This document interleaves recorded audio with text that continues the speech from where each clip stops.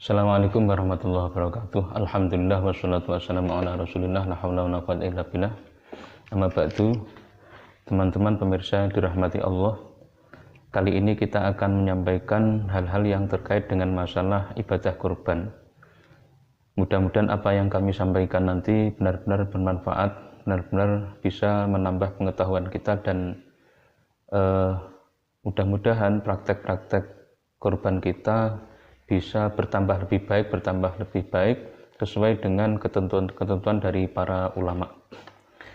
Insya Allah nanti kita akan menyampaikan kurban dari beberapa dimensi. Pertama dari dimensi takrif atau definisi, kemudian dalil bahwa ibadah kurban itu merupakan bagian dari syariat Islam, kemudian dari sisi hukum termasuk nanti syarat-syarat dan rukun-rukun kurban.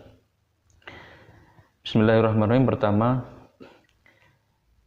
takrifnya kurban atau definisi dari ibadah kurban dalam mazhab Syafi'i khususnya, kurban itu biasa disebut dengan udhiyah. Udhiyah atau kurban adalah hiya ismun lima yudbahu minan na'am yauma idin nahri wa ayyamat tasyrik taqarruban ilallahi ta'ala. Kurban adalah nama binatang dari jenis na'am yang disembelih pada hari raya Idul Adha dan hari-hari tasyrik. Tujuannya adalah untuk taqarruban ilallah, untuk mendekatkan diri kepada Allah. Dari definisi ini ada 4 poin yang bisa disimpulkan. Pertama adalah kurban itu adalah nama menyembelih. Kurban itu adalah menyembelih. Inti dari kurban adalah menyembelih. Jadi bukan sodakohnya. Jadi meskipun di dalam kurban itu ada bagian sodakohnya, tapi sebenarnya sodakoh itu adalah ibadah yang lain. Sodakoh itu merupakan ibadah yang, sehingga ketika kita melaksanakan kurban, maka kurbannya sendiri kita menyembelih itu adalah ibadah. Kemudian sodakohnya itu juga dihitung ibadah sendiri, sehingga luar biasa. Kemudian poin yang kedua adalah binatang yang disembelih itu adalah binatang jenis na'am. Binatang jenis na'am ini dikelompokkan menjadi 3. Pertama adalah onta, kemudian kelompok yang kedua adalah sapi atau kerbau, kemudian kelompok yang ketiga adalah kambing. Di luar 3 kelompok hewan ini, artinya yang bukan jenis na'am, maka tidak bisa digunakan sebagai kurban, tidak bisa disebut sebagai kurban. Kecuali pendapatnya Imam Ibnu Abbas yang mengatakan bahwa beliau menekankan bahwa ibadah kurban itu intinya adalah menyembelihnya, sehingga bisa menggunakan contohnya menggunakan itik atau angsa.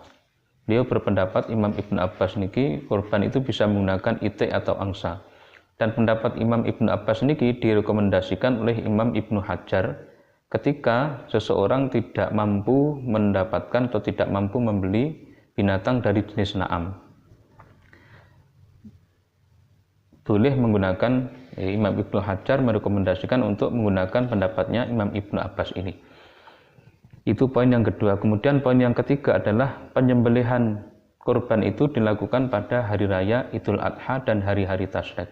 Sehingga di luar hari-hari itu maka tidak bisa disebut sebagai kurban. Tidak bisa disebut sebagai kurban itu bukan berarti tidak berguna, bukan berarti haram, bukan berarti tidak boleh, tapi tidak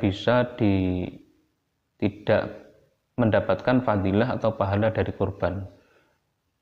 Cuma dia akan mendapatkan pahala artinya dia masih mendapatkan pahala dari sedekah mungkin.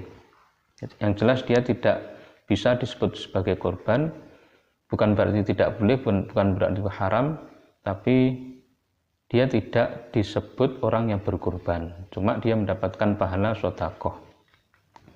Kemudian poin yang terakhir, poin yang keempat adalah kurban itu niatnya adalah taqarruban ilallah atau beribadah kepada Allah, intinya melaksanakan perintahnya Allah Subhanahu wa ta'ala.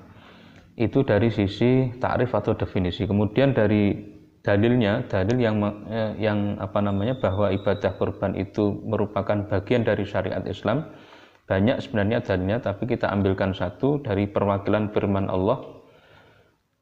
Di antaranya surat Al-Hajj ayat 36, wal budna ja'alnaha lakum min sya'airillah, dan unta-unta itu kami jadikan untuk kalian sebagai bagian dari syiar agama Allah. Artinya unta-unta yang disembelih pada saat hari raya Idul Adha itu adalah merupakan bagian dari syiar-syiar agama Allah. Kemudian yang kedua, perwakilan dari hadisnya Rasulullah, beliau bersabda yang diriwayatkan oleh Imam Ad-Daruqutni, kutiba alayya an-nahru wa laysa biwajibin alaikum, diwajibkan atasku berkurban dan tidak diwajibkan atas kalian. Dari dua dalil ini menegaskan bahwa ibadah kurban itu merupakan bagian dari syariat Islam.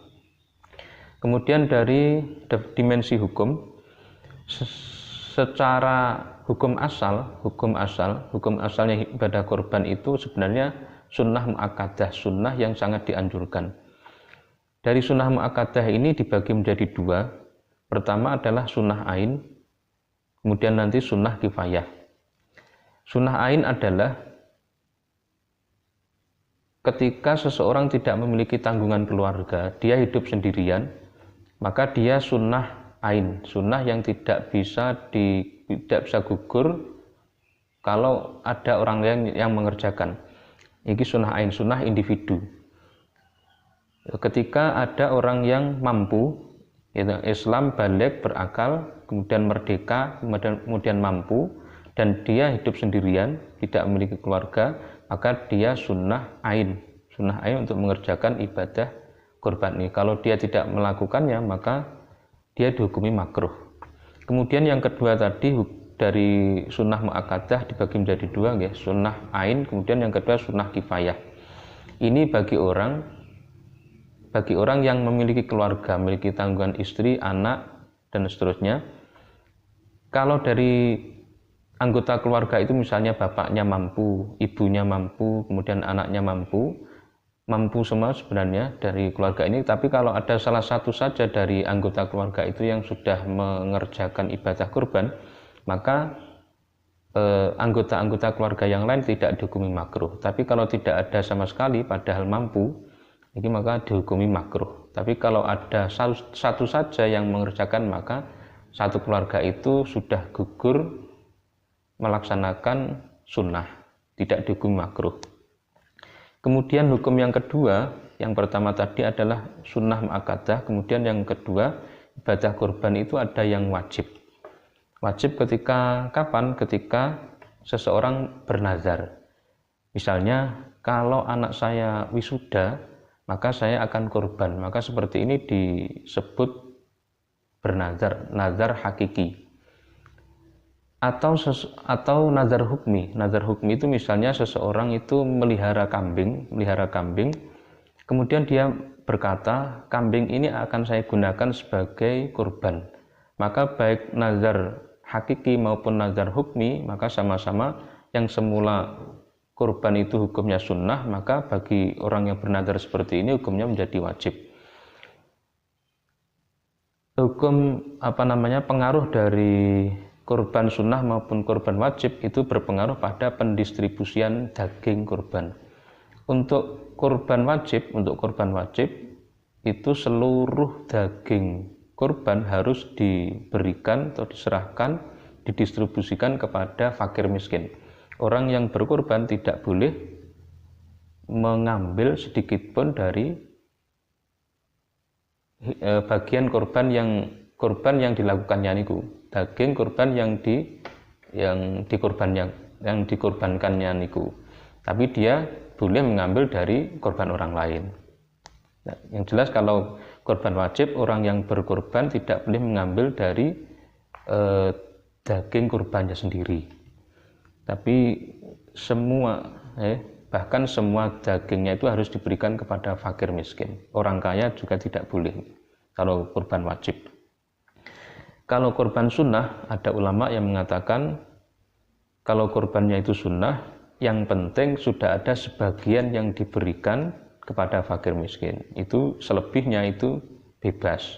Tapi yang baik, yang baik itu adalah yang berkurban itu mengambil 1 potong atau 2 potong untuk mengambil berkah. Selebihnya disedekahkan, disedekahkan kepada orang lain, kepada fakir miskin, kepada orang kaya juga boleh. Mungkin itu yang bisa kami sampaikan untuk kesempatan kali ini. Insya Allah nanti kita sambung di kesempatan yang lain, masih banyak yang belum kami sampaikan. Wallahu a'lam, mudah-mudahan ada manfaatnya. Assalamualaikum warahmatullahi wabarakatuh.